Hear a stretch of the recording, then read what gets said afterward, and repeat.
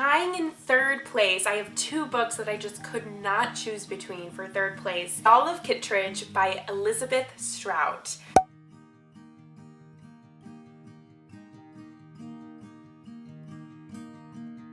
So Olive Kitteridge is about Olive, who is a retired school teacher in Crosby, Maine.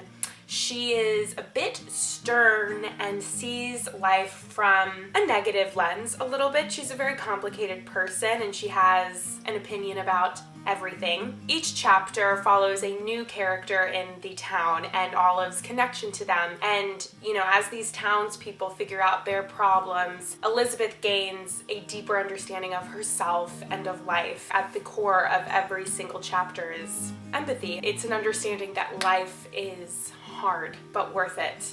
The ending of this book left me with a newfound appreciation for what I have and sort of woke me up to embrace every single day. So tied in third place is The Seven Husbands of Evelyn Hugo by Taylor Jenkins Reid. This is the bingeable book of the year.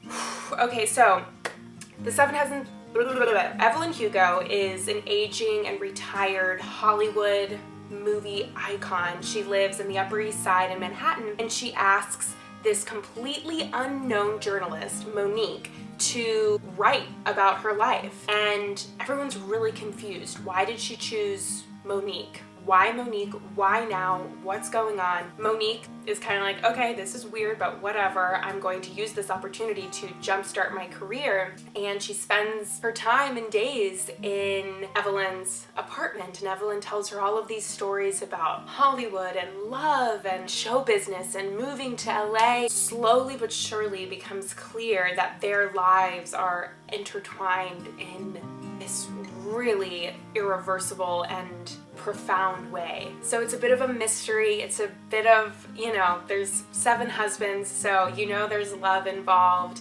It takes place in glamorous, you know, 30s, 40s, 50s Hollywood. So it's such a good book. It's really fun, but also really moving. Yeah, I loved this book.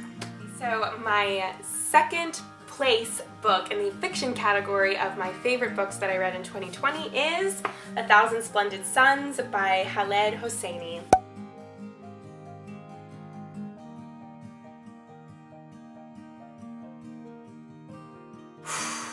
Y'all get ready, this book will really wreck you. It takes place in Afghanistan in a little town called Kabul. It's set in the backdrop of 3 decades of Afghan history, the Soviet invasion, the reign of the Taliban, and post-Taliban rebuilding. It follows the lives of Miriam and Layla. They are separated by a generation, but they're brought together by the war. And it really chronicles their struggle and fight for happiness, family, a better life, and really how inextricable that pursuit is from the raging war. You know, it's really a story about the resilience of the human spirit and friendship. The author really wrote this book as a tribute to refugees everywhere and to remind us of the collective moral outrage that we should all feel for any family that is put in this position. It's really nothing short of extraordinary and it completely broke my heart open. Definitely check this book out. But be prepared. Be ready. My first place selection in the fiction category is A Place for Us by Fatima Farheen Mirza.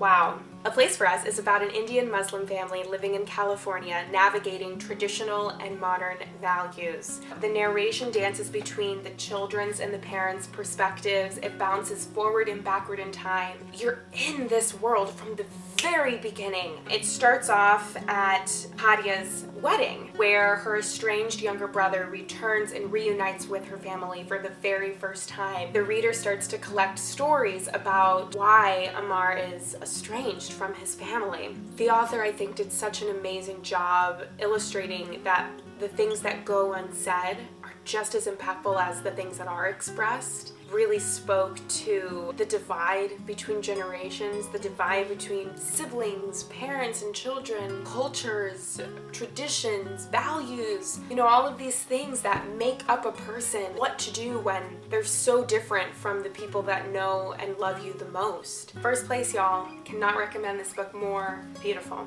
It's so beautiful.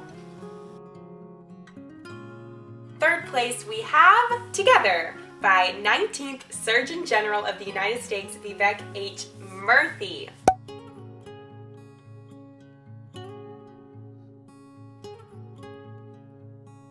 When he was acting as the U.S. Surgeon General, he saw that the most common condition wasn't heart disease, it wasn't diabetes, it was loneliness. And he makes a case for loneliness being the underlying reason to the wellness crisis that we're experiencing in the States. So Dr. Murthy maps out the scientific and biological origins of human connection and loneliness. He then goes on to explain the 3 different types of relationships that we all need and the different types of loneliness that can occur when one of those relationships and needs are not met. He does such an excellent job of weaving in personal stories from his own life and from many, many others to illustrate these different types of relationships that we need. Honestly, if you are looking for a book to inspire your faith in humanity and why we need each other, especially now, oh my God, especially now, this is the book. One of the leading causes to things like depression, anxiety, alcoholism, suicide, these really serious mental illnesses is loneliness and being lonely and not having the relationships that we need to feel supported and nourished. He just makes such a great argument as to why we need to build a more connected world. Okie dokie, let's move it along. Second place is Me and White Supremacy by Layla F. Saad.